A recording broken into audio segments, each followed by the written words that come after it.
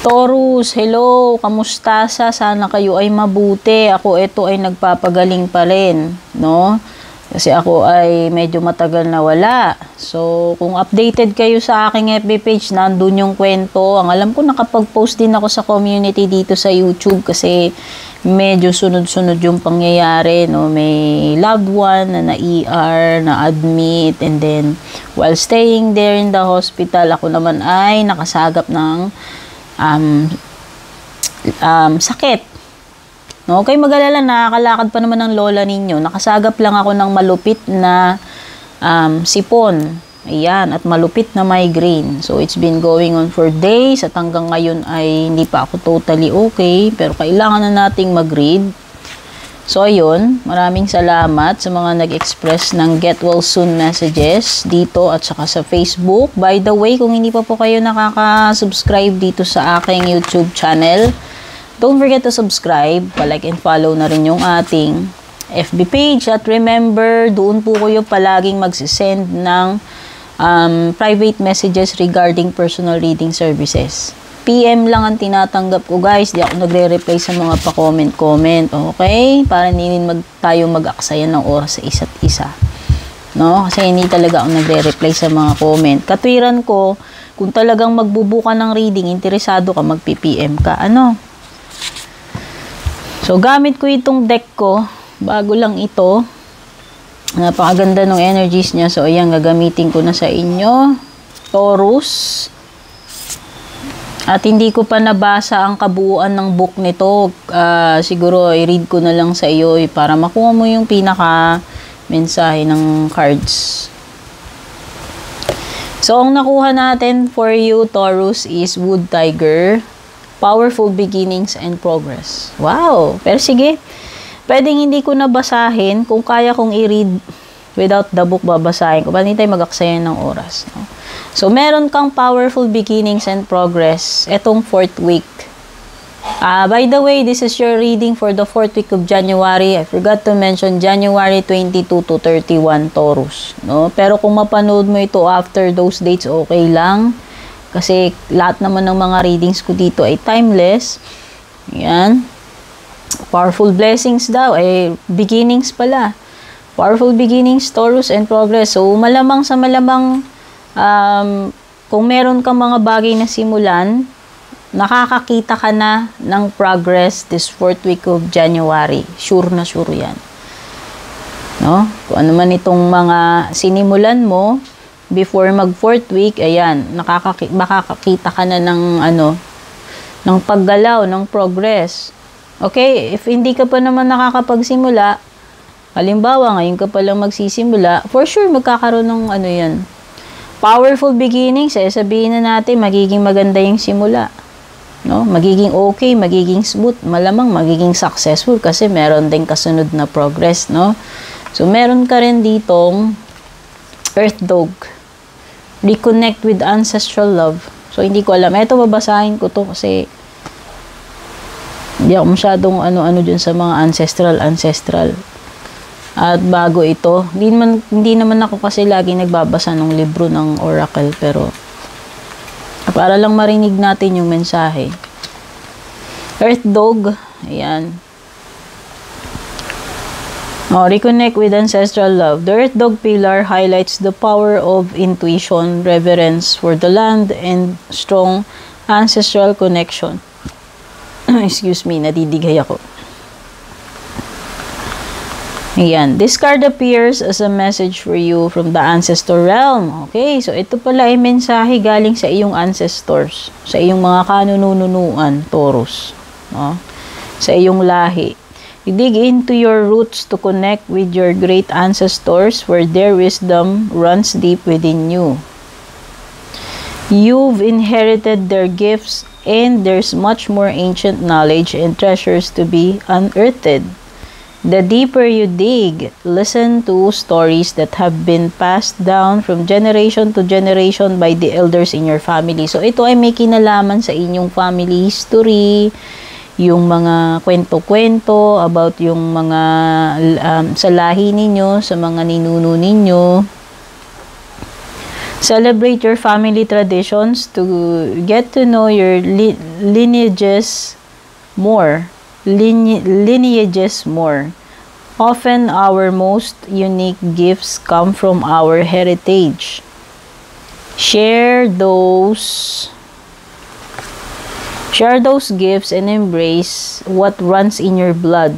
Your ancestors will help empower you to rise to your highest potential and open a new path that aligns you with your purpose. Exploring our roots requires us to be present in our center, spend time in nature to connect with the energy of earth element. Ayan. So, yung message mo from heaven, ayan, meron kasi dito nakalagay, message from heaven and message from earth. Yung message mo from heaven, patience is a quality of young earth. Take your time getting to know your ancestors. They're always been with you and are so happy that you're connecting and listening to their guidance. Tapos yung message from earth mo ay, the dog is persistent. Keep digging down the family tree until you find a story that inspires you to dig even deeper. Wow, ang feeling ko parang may mga discoveries. Parang may mga matutuklasan ka na may kinalaman sa sa family ninyo. Okay?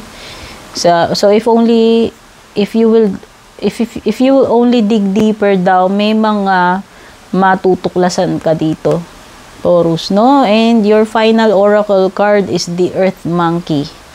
So, dalawang earth element yung nakuha mo dito. Bagay na bagay sa'yo kasi ikaw ay earth sign. Although yung isa ay wood. Hindi ko alam anong kinalaman yan. You can move mountains. Wow! You can move mountains. You can do the impossible. Hindi ko nababasahin to, Taurus, kasi medyo simple yung niya. Ang nakikita ko dito, ikaw ay a very strong, brave, and talented person. Sa tingin ko, kung ano man yung kaharapin mo, literal na you can move mountains. Kahit na ano pa yung kaharapin mo, itong 4th week Taurus. No? So, nakikita ko na kaya mo yan at magagawan mo ng paraan kahit na anong bundok pa yung kaharapin mo. Ibig sabihin, kung medyo malaki man yung challenge na kakaharapin mo, you can move mountains. So, ibig sabihin, carry bells mo lang yan.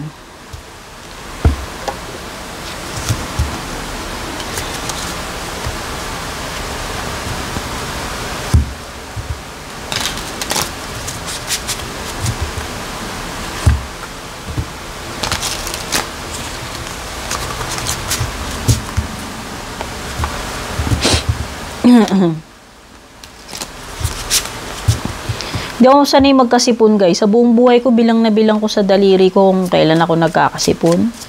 Basta, oo. Tumanda ako ng ganito pero madalang ako magkasipon. Ibig sabihin na either humina yung nangusto yung resistensya or nakasagap ako ng medyo malupit-lupit na variety ng sipon. No? Medyo malupit. Kasi ako, mahirap akong magkasipon eh. Hindi ako sipunin eh. So, pag nagkasipon ako, ibig sabihin, ang lupit na nung nasagap ko nun. You have the Knight of Cups. Pwedeng may water sign. Cancer, Scorpio, Pisces. Ay, Taurus pala, Taurus. Yes, Cancer, Scorpio, Pisces pala. Ito si Cups. Ayan, sabog-sabog pa ako hanggang ngayon dahil sa sipon. Ayan, may manliligaw ka ba? Kasi ayan, nakita ko. No? Itong nasa image dito ay isang manliligaw.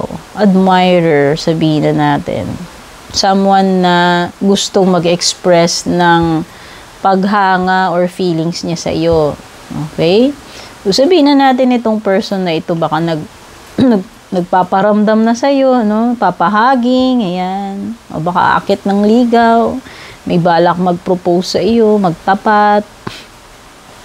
Ayan, may ganyan. No? Or, pwedeng energy ng panunuyo. Kung magjowa na kayo. Para ka nililigawan uli, sinusuyo ka, ano? You have the Chariot, Cancer energy. Okay, di ba sabi ko nga, there is a strong energy ng water sign. Okay, so ngayon malinaw na Cancer energy, strong energy ni Cancer. Okay, may pupuntahan ka ba, Taurus? May bala ka bang pag-alis? Ayan, paglipat. Pag-a-abroad o ayan, basta paglilipat or pag-a-abroad, no? Balak mong gagawin mo ito para mag-improve yung kalagayan mo, gagawin mo ito for expansion.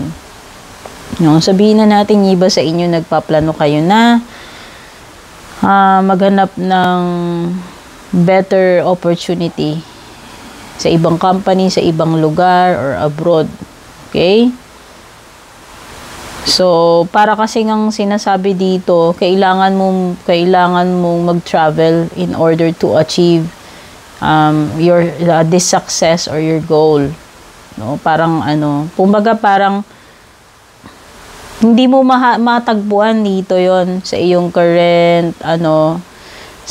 current na kinaroroonan. Kaya siguro you are opting to explore possibilities sa ibang company, sa ibang lugar or ibang bansa, no? Meron kang magician. Okay?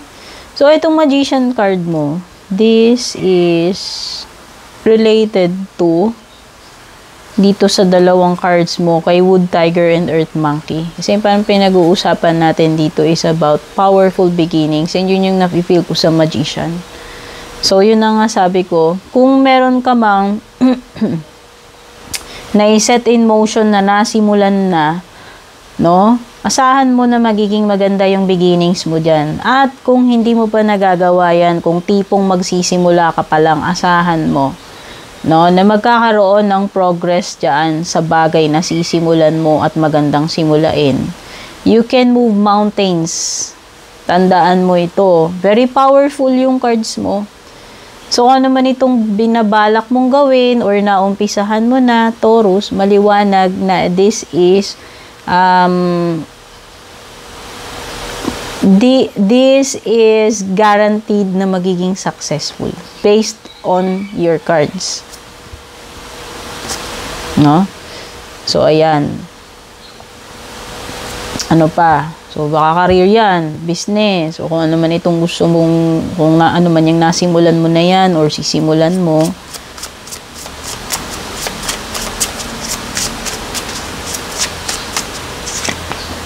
The world, o diba? Meron ka talagang sisimulan. May na-accomplish ka na dito sa the world na ito. So, ibig sabihin, may na-achieve ka na, pero pwedeng may mga bagong paparating pa sa iyo na hindi mo pa na-explore, at ito yon na para kang nagsisimula uli, no? Panibagong quest mo na ito, panibagong goals. Sabihin na natin kung may na-achieve ka na dito sa this is the wheel pala. This is the wheel. Bilog kasi. Okay? So, the wheel naman is motion para sa akin, no? So, usually, the meaning of the wheel is fate, kismet, no? Pero ngayon, ang nafe-feel ko, dahil bilog ito, may paggulong. Kagaya ng sinasabi dito, may progress. And you can move mountains, tapos may chariot. So, may movement. Yun nafe-feel ko. And kaakibat na itong movement na ito ay changes para sa iyo. O, diba? Kaya sa tingin ko, magkakaroon ng changes if makakapag-travel ka. No? Ayun, nakikita ko. And para sa mga naghihintay ng kasagutan about traveling or abroad, ito na yun, indication. Yes, this is a yes, no? At nakikita ko na maganda yung naghihintay sa iyong kapalaran doon sa other side na yun, kung saan ka man pupunta, No? Ayan, expect mo na itong magagandang changes for you this 4th week. And you have Ace of Swords. Kailangan mabilis kang mag-isip ng diskarte. Sa tingin ko naman, Taurus, ikaw ay analytic person at sa tingin ko naman ikaw ay kalmado, no? Nakikita ko naman yun sa personality mo. Ang nakikita ko dito, if ever na magkaroon man ng mga hassle, problema, ay magagawan mo ng solution yan, no? Ang dito, susi ay pag-isipang mabuti, maggawa ng strategic na planning, and then sundutan mo ng action, kasi hindi magwo-work kung puro boka lang or kung puro plano lang. Kailangan sundutan mo ng action with the Ace of Swords, okay? And kung naghahanap ka ng kasagutan, ng answer, kasagutan, clarity, ito na rin yung indication ng Ace of Swords. Malalaman mo yung truth dyan tungkol sa isang bagay, kung yun yung hinahanap mo. Okay, Taurus, I hope nagustuhan mo itong reading mo for the 4th week of January 22 to 31. Don't forget to like and share. Take care and God bless sa inyo.